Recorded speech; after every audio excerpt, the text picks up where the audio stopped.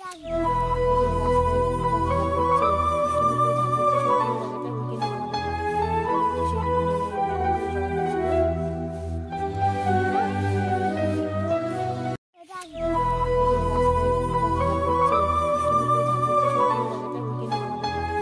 বলছে?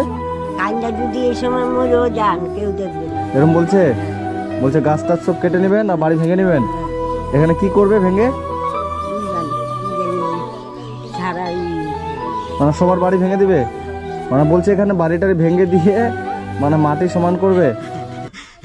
আমি বলছি কি আমার বাটি মুটি সমান করে আমার ঘরটা বানিয়ে আবার ঘরটা করে দিবা, এইখানে করে দিবা মাটি দিয়ে। তখন কি বলছে? তখন আমার বাবাতে ধরে 3-4টে লোক আইছে তো আমাকে গলাগলি করে এই দিদার সাথে পারা যাবে বলে আমার সাথে পারবা না, আমি অনেক কষ্ট করতেছি, আমার সব আছে আমার কেউ নাই। আচ্ছা আচ্ছা, যারা বাড়ি ভাঙতে আসছিল তখন তারা বলছে দিদার সাথে পারা যাবে না। আচ্ছা, এখানে সবার বাড়ি যদি ভেঙে দেয় আপনার বাড়ি ভাঙবে না, আপনার বাড়িটা যদি ভেঙেও দেয় আমি তো আছি, টেনশন নেই, আমি আপনার একটা ভালো ব্যবস্থা করে দেবো। আচ্ছা আমি গালি ভাঙিয়ে দিবে। এই বাড়ি এই যে সব পায়খানা বাথরুম টিউবওয়েল সবকিছু এত কষ্ট করে আমি করে দিয়েছি, আপনি তো জানেন কত কষ্ট করে দিয়েছি, তাই তো? সম্পূর্ণ বাড়ি ঘর এত সুন্দর করে আমি করে দিয়েছি।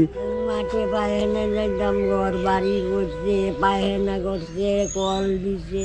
মাঠে যেতেন পায়খানা করতে, এখন মাঠে যেতে হয়? এখন এই যে এই পায়খানা আছে এখানেই যান।